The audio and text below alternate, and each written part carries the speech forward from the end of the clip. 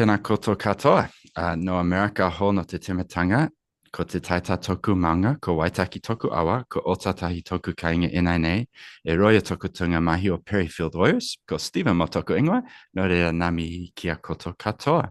Hey, everybody, it's great to welcome you here to a session with Shamubeel Eaqub. I think we're all looking forward to the insights that he's going to share with us. I know I always love to talk with Shamubeel because I come away thinking about things in just a different perspective. So we're going to get into that.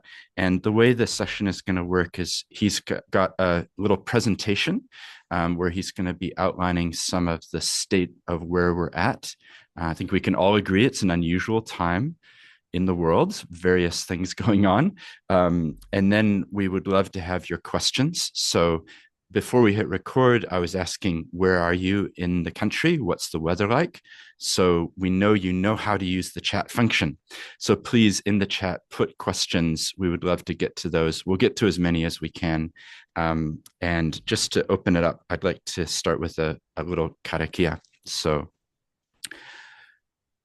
whakataka te hao ki te uru, whakataka te hao ki te tonga, kia makina kina ki uta, kia matatara ki tai, e hi ake ane te atakura he tio, he huke, he ahunga, he homie, huie, taikie. And that Thank one, you. I love that one because it was actually episode 100 of Seeds podcast, which is another thing that I do. The translation is, it will be icy cold inland and icy cold on the shore. May the dawn rise red tipped on ice, on snow, on frost. Join, gather, and intertwine. So thank you so much, everybody, for joining us. Shamubeel, I'm going to hand over to you. Remember, while we're listening to Shamubeel, type questions you've got in the chat, and we'll get to that. And then once Shamubeel has done a presentation, we're going to have a bit of back and forth and dialogue. So over to you. Amazing. Thank you, Stephen, and thank you for hosting today.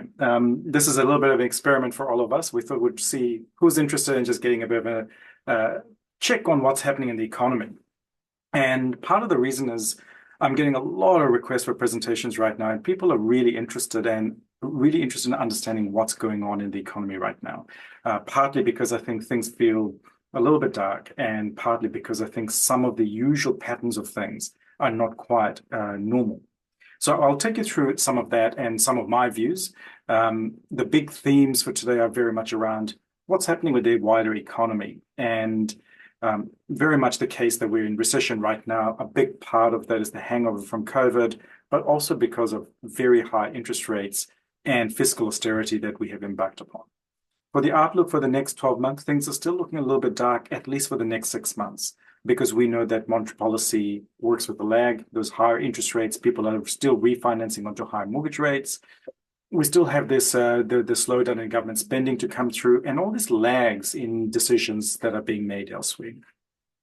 But the implications for us, I think, are not to get too hung up on the negativity, because I think it does feel like everything is turning dark all at the same time. When I look at previous cycles, I don't know if you guys have heard of this joke. Economists have predicted 7 of the last 2 recessions. We're very good at predicting recessions over and over again, much more often than they happen in reality. So for me, it's much more about cycles always do turn. Once you're in a recession, we know there's probably another 6 to 9 months before things turn around, but it is going to get worse before it gets better. And the message that I've been trying to get across to my audiences over the course of the last 6 months is hang tight. This is a really tough period. A lot of people are going to experience difficult times. Not everyone and not equally. So look out for each other. Sometimes it might be about looking out for yourself. It might be looking after your family. Could be your colleagues, local businesses, and whatnot. So there will be a period in the beginning of next year when I'm pretty confident things will start to look better, but there is this period of the next 6 months we still have to traverse. And this is kind of the picture of the economy that I like to present. A lot of the way that I describe the economy is that we want the economy to be better off for more people. And we measure that by looking at GDP per capita just as a shorthand, not because it's perfect, but it's a shorthand. And you can see on the picture on the left-hand side, the GFC in 2008, 2009, the pink area, when GDP per capita fell. And then you can see the course of the last year or so where GDP per capita has also been falling quite sharply. Now, we've had lots of population growth through this period that has kind of held up a lot of the headline rates, but the underlying picture has been very much that things are getting tougher. If you look on the right-hand side, this is a slightly different way of thinking about the economy. So the way that we measure the economy is returns to labor and returns to capital. And so that's profits and earnings from work. And again, not perfect, but that's how we measure it. And you can see in the green line that returns to capital, that returns of profits of businesses has taken a really big hit over the course of the last year or so. And this is a very unusual recession compared to previous ones. We haven't seen such a big business recession before. Typically, we tend to see some impact and quite a lot of pain in the household sector. This time around, this has been very much a business recession, which has been much, much larger rather than the household jobs recession that we normally see. And it kind of bears out in the data. So, when we look at the economic data, the things that we're trying to look for is not just what is happening, but how are people feeling? Because confidence and optimism are quite important drivers. The way I think about it is, if you're optimistic, you're more likely to be doing things, as long as all the other conditions hold. But if you look at the picture on the left-hand side, what we can see is that in the green line, you can see businesses are saying, the economy is feeling quite tough right now. Our sales are falling. And on the gray line, they're saying, but I'm hopeful that in the next 12 months, things will get better. And we see that quite often where there's this divergence between what's happening right now versus what the expectations are. And a lot of that is, surely it can't get any worse. Unfortunately, so far this year, it has been getting worse and worse, and things have been feeling harder and harder. On the right-hand side is a picture of how households are feeling, how we are feeling as consumers.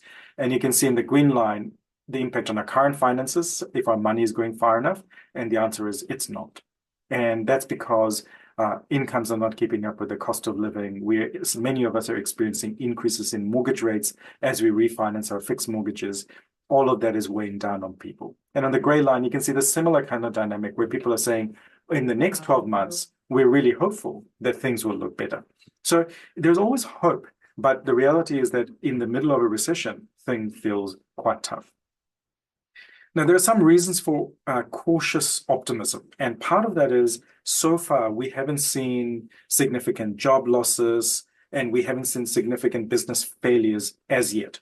It's coming, but I'm very hopeful that we're not going to see the same kind of widespread job losses and business failures as we had seen previously. And partly, well, maybe more for jobs than businesses, partly because if you look at the left-hand side, when the GFC happened, we saw the job losses and nearly 10 years before jobs went back to where they were pre-pandemic, pre the recession. This time around, we've been through the course of the last pandemic and the period after very, very strongly. And businesses are telling us that it's still really important for them to hold on to their staff because they've finally gotten to a full complement. They've spent a huge amount of effort in recruiting, training up people, getting them embedded into their cultures. So they're very loath to let people go. And on the right-hand side, you can see the number of businesses in New Zealand. And you can see that during recession, it's not so much that there are huge amounts of business failures, but it's more that we don't see many new businesses starting. So we do see some business failures. And I was speaking at the Insolvency and Restructuring Conference a few months ago. And there was a fairly upbeat room, right? Because they're experiencing a lot of activity right now. Unfortunately, for the rest of us, that's not a very good thing. So we are going to see some of the activity picking up because of the decline in profits, because things are feeling a bit tougher. Now, the reason why households are feeling quite tough is because this recession feels really old. And it feels old for a couple of reasons. One of them is really not, unlike previous recession, which is about job losses, this time it's very much about incomes are just not keeping up. And you can see that on the left-hand side. That's the picture of wages, average wages in New Zealand per hour, adjusted for the cost of living. The first year of the pandemic, you can see that real incomes fell because we were just grateful to have a job, so we didn't ask for a pay rise. And when we got pay rises in the years that followed, they just couldn't keep up with the very high inflation that we were experiencing.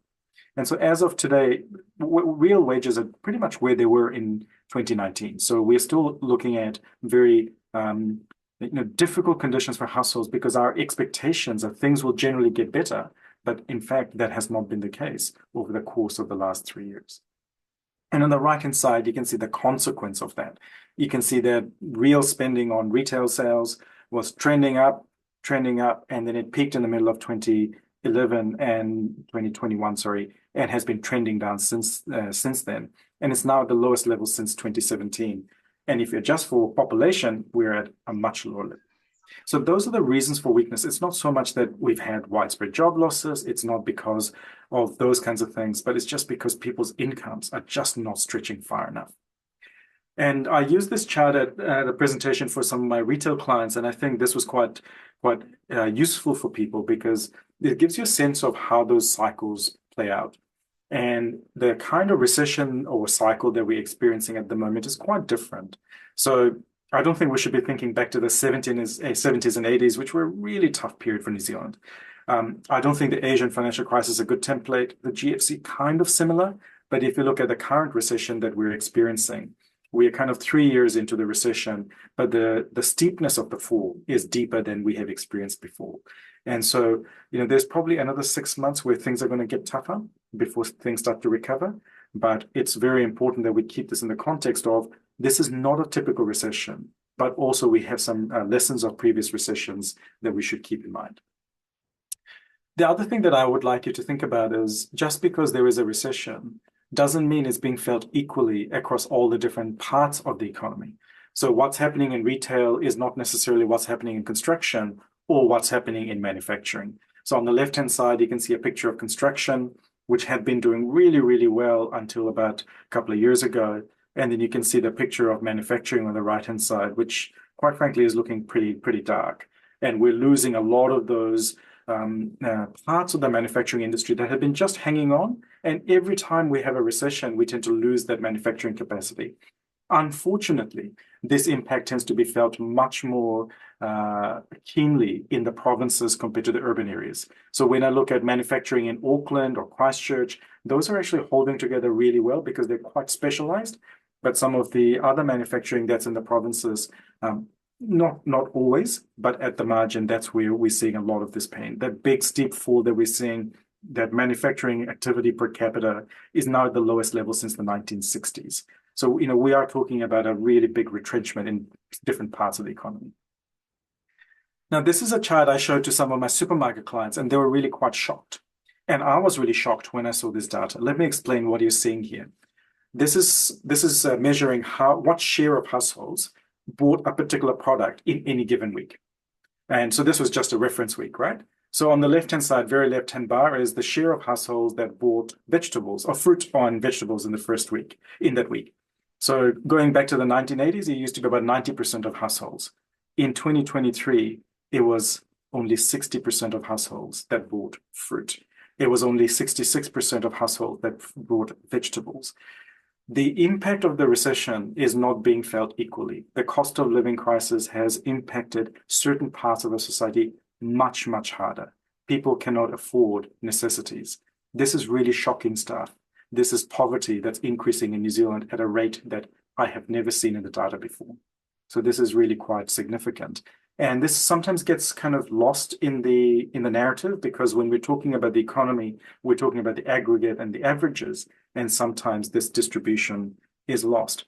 So keep this in the back of your mind when we're talking about this economy, because sometimes it can feel very impersonal, but actually the personal effects are very, very, very different for different parts of society. But also, I think sometimes we look at data depending on where you are. Sometimes you might be reading media from the US, from Australia, and sometimes it's easy to kind of get caught up in what's happening in those countries. But the reality is that our economic cycle and our economic issues are not the same. So on the picture on the left-hand side, that's New Zealand, the black line, that's real retail sales per capita. And you can see how deep that recession has been for us compared to the US, which is the green line at the top, the EU, which is the second line, and Australia, which is the gray line. So we are facing a recession that's quite different, much steeper. And I'm really worried that our policy responses are not responding fast enough, given the depth and the, I think, out of sync nature of the recession that we're experiencing. Now, having said that, you can see on the right-hand side that our exports are currently shrinking.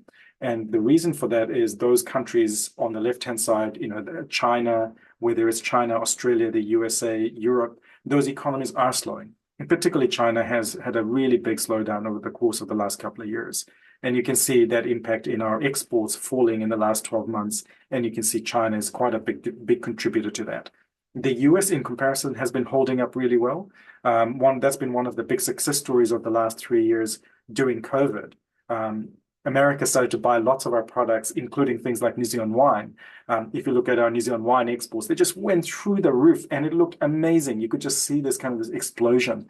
Now, funnily enough, it turns out Americans tend to drink more New Zealand wine at home rather than when they're out at restaurants. So, different preferences. And what we're seeing in the data and the impact that we're going to see across New Zealand is this slowdown in the New Zealand economy and the slowdown that we have seen in the global economy has two twin impacts in New Zealand. On the left-hand side, you can see our import volumes are down. We're importing less products, whether it's in capital goods or whether it's in consumer goods. And on the right-hand side, you can see our exports, which have been kind of holding up okay, but have really taken a bit of a big knock in the last 3 months or so.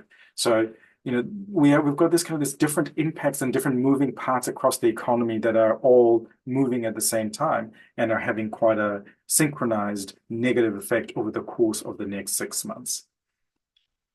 The tools for dealing with this economic condition or economic conditions are kind of threefold. These are the kind of three big pillars of levers that we can pull. One is monetary policy, one is fiscal policy, and the final one is social and economic policy. And they all matter, but they matter in different ways. When it comes to monetary policy, that's really the Reserve Bank is using interest rates to kind of deal with inflation and manage the economic cycle. And you can see on the left-hand side, inflation is moderating. So around the world, we experienced this big increase in inflation through 21, 22, and started to moderate kind of in 23 and has been moderating a lot in 24. I'm pretty optimistic that we'll see that fall further. And the reason for that is we kind of went through these kind of triple shocks over the last few years. First, we had essentially this kind of the closure of the global economy, right, through COVID. And then we had, in New Zealand at least, we had closed borders and we had real shortages of people. And then we had all the stimulus of low interest rates, lots of government spending, and lots of demand. So you had this kind of three consecutive shocks that created lots of price increases. But those have all unwound, and I'm pretty confident that we will see inflation coming off in the next 12 months. And you can see on the right-hand side, all those countries are also starting to toy with interest rates coming off just in the next little while. The risk for us is, will the central bank in New Zealand, the RBNZ, will they go fast enough and far enough to help the economy?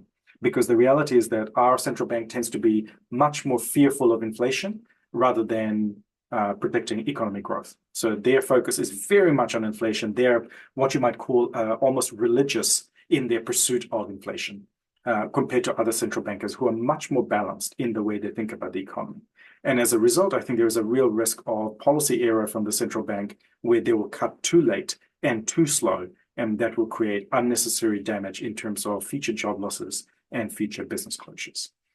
And the reason I say that is interest rates take a long time to come through. So this year, we've got over $200 billion of mortgages that will be refinancing in the next 12 months. That's an extraordinary amount of mortgages that will be refinancing in a very short period of time. So people who borrowed 3 years ago, they'll be experiencing nearly a 4% increase in interest rates. People who borrowed 2 years ago will be experiencing a one and a bit percent increase in interest rates. So there's still a lot of pain to work through the system. So we just need to be really mindful that just because the Reserve Bank hasn't been raising interest rates for a while doesn't mean the impact is all done.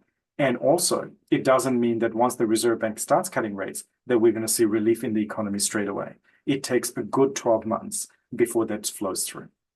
So really, the big kind of catalyst for economic growth is coming through in late 2025, assuming the Reserve Bank cuts interest rates in the early part. Now, very quickly on fiscal policy, because I think this really matters, and this is a big part of the current risks profile for New Zealand, is fiscal policy right now is very much an austerity path. And that was the promise from the general election, lead up to the general election, that we will give you tax cuts that will be paid for by less spending and less borrowing. They have given tax cuts. They will spend a little bit less, but they'll be borrowing more. So, 2 out of 3, not too bad. But the reality is that the net result of this, if you look at all the spending that the government does and all the taxes that it takes, the net effect of that is that the government will be taking money out of the economy over the course of the next 12 months. And so there is a lot of austerity still to come through over the course of the next 12 months to 24 months, which you can see in that pink bars on the right-hand side. So we have interest rates, high interest rates still working through. We have low confidence, low business confidence, low consumer confidence, and we've got government all working against the economy. And that's why we can be pretty confident that it's going to be pretty painful. Now, when it comes to the government, it's quite funny, right? When the budget comes out, there is all this hoo-ha about the big numbers. And this is a really detailed picture, so you don't need to look at it right here. There's a link in the chat. Have a look at that. Maybe Stephen or Kareem, you could drop another link in. But it's a good way to kind of just have a look at where the government's budget spends are going for the next 12 months. And the reason I say that is when the budget comes out, there is so much data, so much information. No one knows what is actually being increased and what is being decreased. So it's really hard to get a handle on when the government says we're pursuing austerity and we're going to do this, but we're going to deliver this and but not that. How do you know? And the best way to look at it is to go, where are they actually spending their money on? So I kind of took a couple of case studies just for us to have a look at. One of them is housing. So if you kind of click on the housing bit of that visualization, what you'll see that the government is actually going to be spending a lot more money on housing in the next 12 months. So there is more money. But if you look within it, and if you have a play with it, you will see that there is less money going to Kaingora, and there is more money going to other bits of housing programs. And so it's not so much that we need to be overly political in thinking about how to interpret the budget, but it's about understanding where is the money being prioritized and where is the money not being prioritized. Because I'll tell you what, even for somebody like me who's an expert in this stuff, it's a huge amount of information that's really hard to consume quickly. So having a tool like this is quite cool. So I put it up on my LinkedIn after the budget came out when I saw it. And lots of people went and had a play and they're like, oh, I didn't know this. I didn't know that we spend money on this. Or I didn't know that they're cutting spending on this. Or I didn't know they were increasing spending on this. So it's quite helpful to get a sense of what is the money actually being spent on? And is there a real translation between what they say versus what they do in allocating their funds? This morning, health was in the headlines about how there is a massive deficit in health. Well, no shit, right? If you look at the picture on the left-hand side, the budget for health is the same as it was last year. And the demand for health goes up massively every year because population grows and the cost of delivering services grows. So, of course, there's going to be a deficit. You plan for it. You design the deficit. So it's not surprising that's there. And if you play with the data, again, you'll be able to get a sense of where the appropriations for the next 12 months have gone up and where they have gone down to get a sense of what impact there will be. The reality is that when you think about fiscal policy, it has quite a lot of impact on the economy because the government is not the only big player in the economy, but it's quite significant in certain parts of the economy. So if you're involved in community housing, for example, that's your only buyer. If you're in health, public health providers are the biggest part of it. Private health is really small in New Zealand. So have a play with this information because your areas of interest, you'll be able to understand where those things are happening. But when I looked into the detail, what was really clear is, of course, every government is trying to find the right balance that's consistent with their ideology. And what they're trying to say is, we want to do all these different things, and can we make it all fit? And the answer is, no, you can't, because you always have to make trade-offs and choices.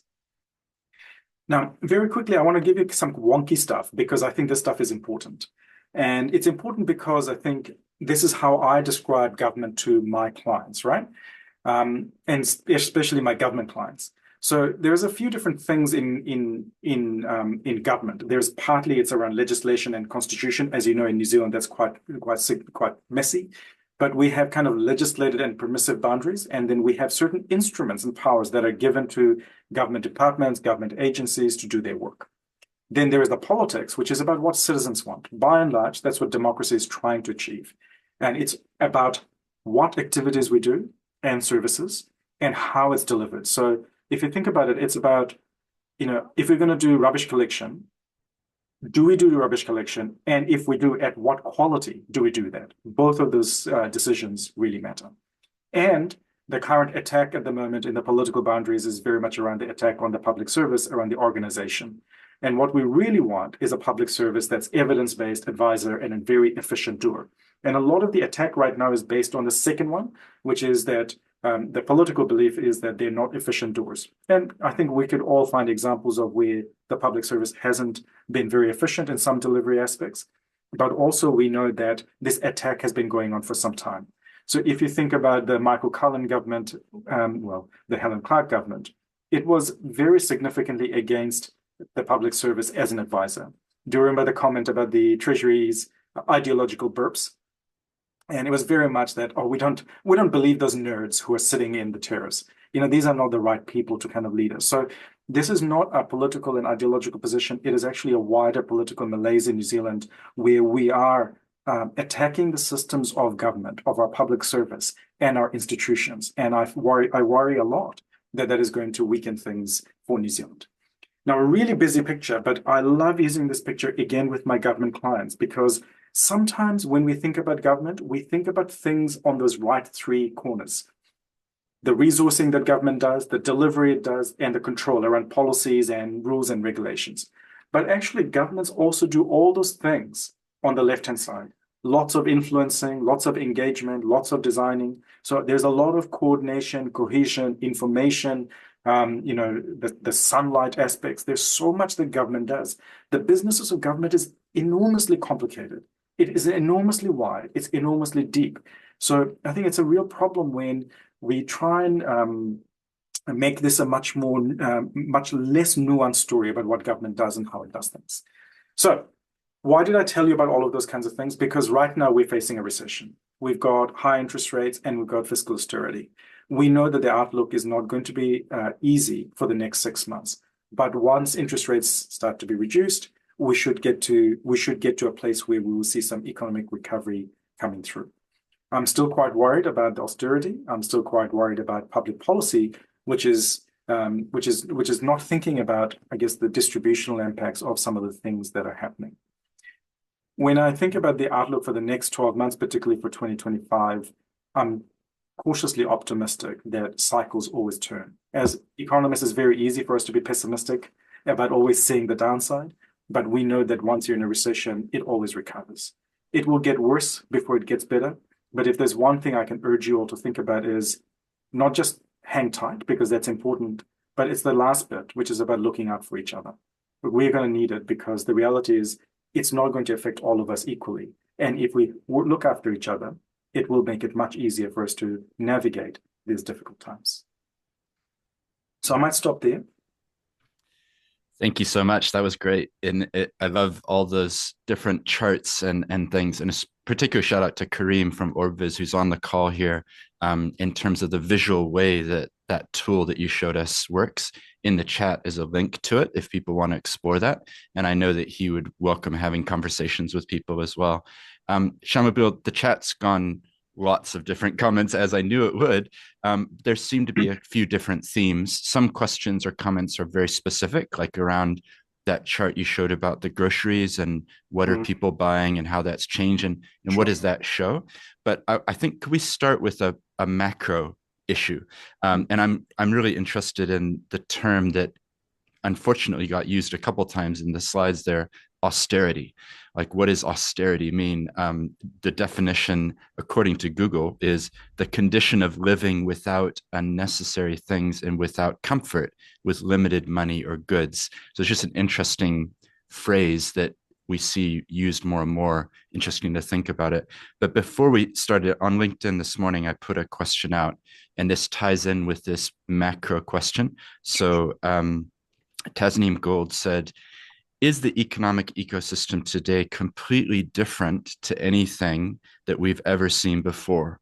And she gave examples: globally interconnected, debt, inequality, or what are the historic parallels that we could watch for, or we could learn from, or avoid? Is there anything, thinking of the past and where we are today?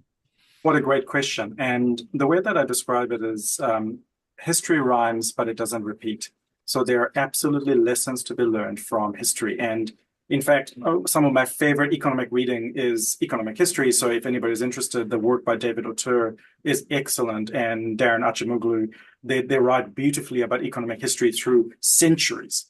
And for New Zealand, I think there are some really important lessons. So, for example, our income inequality today is similar to what it was before the reforms of the 1940s and 50s reforms of the building of the welfare state. In terms of the global connectedness, we've never been this connected as we are today. So yes, things are different, but things are also similar. The human condition doesn't change. So the way that I describe it for my clients is, if you're thinking about the issues that are likely to really present themselves, are thematically the same. It is about demographics. It is about social kind of cohesion. It is about income inequality. It is about new thing, climate change. It is going to be about technological change. It is those things that have always been kind of the big kind of thematic drivers, but how they impact on us are going to be different. So just for example, on demography, we know that we're going to be a much older nation. And as a result, the demographic impacts are going to be very different, because we're likely to be setting ourselves up for some kind of big political fight in the not too distant future between all the promises that people have made to themselves in their old age, but never paid for. And we're going to ask young people of the future, can you just honor the promise that I made myself? It turns out the lack of long-termism in the way that we design things is problematic. So I think it's probably quite a big question to answer quickly on this, but the way that I describe it is absolutely, history is a beautiful lens for us to think about some of those issues, whether it's around geopolitics, whether it's around social cohesion, whether it's an income inequality. All of these issues have always been around. But for me, it's really important that we take the lessons of how we respond. And inevitably, the common themes are around solidarity, about working together and being evidence-based. That's really helpful. It's interesting to me thinking of my own family history. You know, you can tell from my accent, I'm from America originally. So my great-grandparents lived through the Great Depression, 1930s, the stimulus packages that they had, the public works that were done. So it's interesting to think almost 100 years ago that was going on as well. By the way, people are saying in the chat, please let us know the names of the authors. So what we will do, I think, is have a follow-up email where we send a link to the recording. And if you don't mind jotting down some names, sounds like there's some people who'd love to read that. I'm just curious what you're saying about the population, because I've been reflecting on this. I lived in Japan for 5 years, and the population of Japan when I lived there 20 years ago was more than it is today. And that's an example, I think, of a country where it's actually declining. Can you talk about that? Again, this is really macro level, but to what extent have we seen populations which are increasing is that happening because of immigration? Is it sustainable? Any reflections on this theme of the population and demographic change? Yeah, really good question, and one that I've been delving into in quite a lot of detail recently with one of my colleagues, Rosie, mainly because I'm interested in the politics of immigration, because it is an inherently political decision, right? There is no specific reason why we have immigration other than we choose to. And what we have observed is in New Zealand, there is no stated reason of why we want people. We don't actually ever define it. We say that we do, but we don't really get into it. And when you look at the population growth of New Zealand over the course of the last few decades, the reality is that right now, over the course of the last 10 years, the population growth that we have seen is almost entirely due to immigration. So you can see that on this picture that I'm just going to show you. Can you see those green bars? Yeah. That's the population growth by decade that comes from net migration. And the gray bar is what comes from natural population growth, which is babies less, people dying. And you can see through most of New Zealand's history, immigration has been an important driver of the cycle, but the majority of the population growth was us having babies. That's natural population growth was the main driver. No longer the case. And I expect that as a result of that, we will see politics really getting into immigration, because we are addicted to immigration as a way to kind of deal with our labor shortages, our economic growth, all of those kinds of things. At the same time, we don't want more people to come and share our houses and roads and infrastructure and social services. So It's a slightly complicated answer again, because I think the population growth that we've experienced is not guaranteed. So our population is going to get quite different over the course of the coming decades. We're going to be running out of young people with or without immigration, and our population is going to look really different. I just want to show you one more picture because I think they'll sort of kind of give you a sense. You can see on the left-hand side the age composition of New Zealand, that our share of young people is going to just step down quite a lot. Can you see that? And Yep. on the right-hand side, you can see the growth of our Maori, Asian, and Pacifica parts of our population in terms of ethnicity. So New Zealand's face is going to look extremely different over the course of the coming decades. And so this demographics matters a great deal because it changes the way we might think about what New Zealand is, right? And it's not clear to me that we're going to see the same kind of political settings and policy settings to deal with it. So New Zealand needs to have a really brave and open conversation about why do we have immigration, how much, and how do we look after it. And New Zealand is unable to do that without descending into racism. It's a really difficult conversation, a very difficult thing. But inevitably, we use it for the shorthands of economic growth and dealing with labor shortages. It's really interesting to see the intersection between the population and politics. Because if you look over, Europe, America, most places, there's this rise of immigration being a major issue when it comes to which party is being elected, and the far right, preserving the national identity and things like that, versus the reality is that there's immigrants coming in. So yeah, really interesting. We're going to go, there's plenty of comments in the chat. So we're going to go a slightly different angle here. Kirsty had put this again, had asked me this. She's super curious to hear what you are observing in exports and manufacturing sectors, and also in thinking about processes for efficiency and waste reduction, and pivoting away from short-term thinking towards long-term processes that benefit a triple bottom line. I joked on LinkedIn, like long-term processes, long-term, is that possible? Any thoughts on that one? Yeah, look, very quickly on manufacturing, I showed you that picture of aggregate manufacturing, which is in quite steep decline. And what we're seeing in that is this almost barbell nature, where a lot of traditional manufacturing is closing really quickly. But there is actually in New Zealand a really strong base of really niche and very excellent manufacturers. And I think they're in pretty good shape.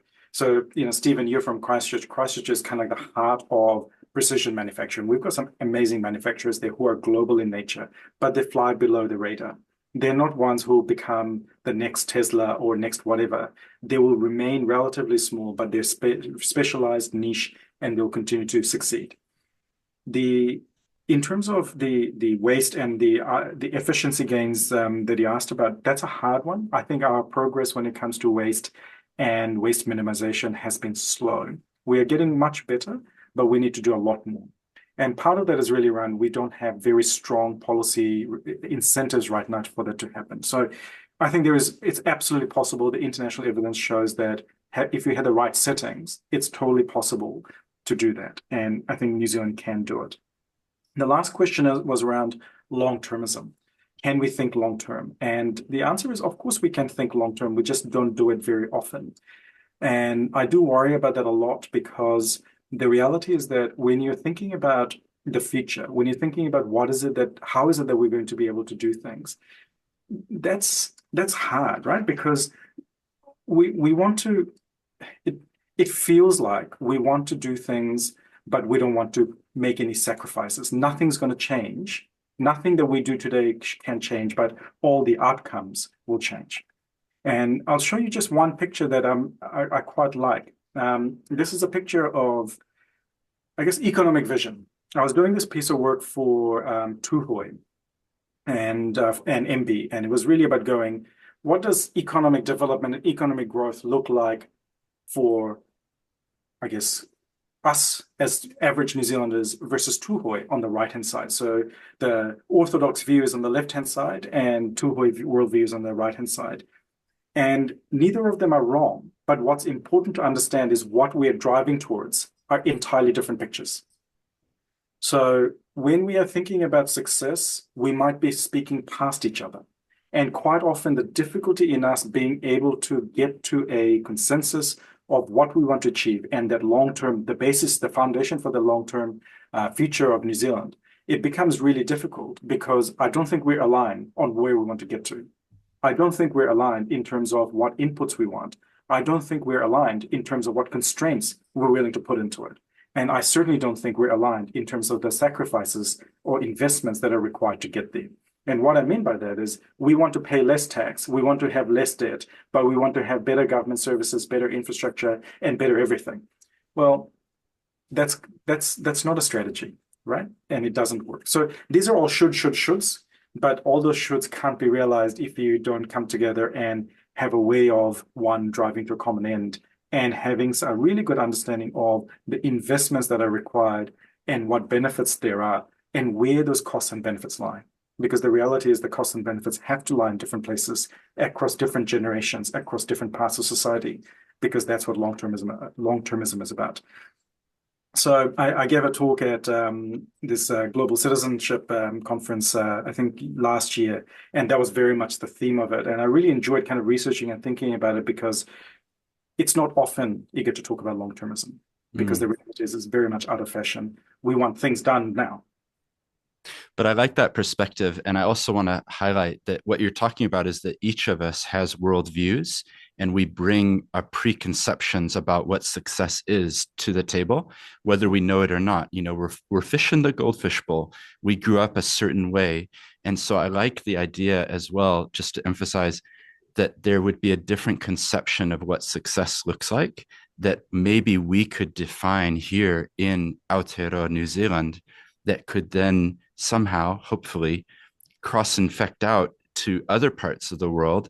And actually, it could be a movement where we're saying success doesn't necessarily mean more production, for example, you know, at the expense of the environment. Just picking up on that theme, one of the things that I notice in graphs of the economy is that typically the chart is looking like this, like it's a perpetual upward, like somehow we're always going to have more resources to be drawing from. Have we got that around the wrong way, or do we need to think a little bit differently? I'm going to throw in the word degrowth, which is kind of a word that I've heard some people talk about. Like at some point, do we have to say it's not about increasing production and increasing GDP and just somehow limitlessly going up if we're doing it at the expense of the planet so that our grandchildren won't have a place to live? Can you just riff off of that maybe and see where we go? Yeah, that's a good question. I'm going to show you some pictures because I have all this prepared. I give so many presentations. I talk about these issues to so many different people. So don't be too confused by GDP because it's just one measure, and growth is not just growth. So when we think about GDP and economic growth, you know, what we're talking about are sometimes mixed up. So sometimes we talk about economic growth in terms of resource use. Sometimes we talk about incomes. Sometimes we talk about outputs or production. These are all those kinds of things, but they're not the same things. And when I think about it from the perspective of the environment, the reality is that if you look at this picture on the left-hand side, economic growth is not always about inputs or about emissions or about resources. You can have productivity growth, you can have efficiency gains, and it can be those kinds of things. But also on the right-hand side, you can see that you can have economic growth, but you can see almost no improvement in income inequality. So there is no impact in terms of distribution. So it's a little bit of just a plea to think about economic growth in a slightly more sophisticated way rather than simply about resource use or simply about growth for the sake of growth. Mm-hmm. You know, that's why I say when we talk about economic growth, it's really about making more people better off. And better off kind of does a lot of heavy lifting here, which is about you know, also thinking about those constraints, right? All those externalities like environmental constraints, like mental health, like distribution of incomes and wealth. All these things matter, social cohesion. These are really critical things. So I don't think degrowth as an idea has legs because it confuses inputs with outputs. But I think there is something in between of where we are today versus where we need to be, which needs to pay much closer attention to those externalities, those costs, those bad things that we do to each other and to the environment, right? And I think a lot of the ways, as an economist, of course, I would say this, but the reason why we do this is because we don't price pollution. If you had to pay for it, I bet you there'll be no business doing any pollution, right? If it hit you in the bottom, in the back pocket, you wouldn't do it. If there was a real way that we could deal with inequality that had benefits to you that you could observe, you would do it because that's playing off your selfish nature. But unfortunately, a lot of the things that we want to do in terms of the economy is about that enabling people to have choices. But we have to also have these other parts, which is about caring. That caring part of the economy will never be part of the business world, right? That entrepreneurial economic world, that homo economics world that we think about. So I think it's important for us to think about the economy. There is a certain construct that's quite narrow. It's not necessarily about inputs. It's sometimes about outputs. It's sometimes about efficiency. But there's also this whole untold piece around distribution and care. And that last bit is really important. If you put care into it, that those two mountains I showed you before, those two mountains become much truer and much more possible for us to achieve because you know that it doesn't matter whether you come from a New Zealand Orthodox view or a Tūhoe worldview. We still want a world that's livable. We still want a society that's well functioning, but our pictures of what the successes are different. Right now, we're not even paying attention to those things. So long answer again, but I think just be really wary of snake merchants coming to tell you these easy answers to these things. Degrowth is not a policy that's going to be sold with any degree of success because everybody wants to do things without cost. And degrowth is fundamentally about huge costs on current society, is you doing less, right? Consuming less, doing less, all of that kind of stuff. I think that's politically an almost impossible sell. That's interesting. Thank you for those reflections. The Akina Foundation have just put out a social investment white paper. I'm going to put a link in the chat right now. Nicola was on this before. I think she's dropped off, but there are resources out there if people are interested in learning more. And one of the reasons that we know each other quite well is that we're on a board together about social housing or community housing called community finance. So you and I have had many discussions on this, like, what is it? What are we really trying to do here? And how do we have the maximum impact?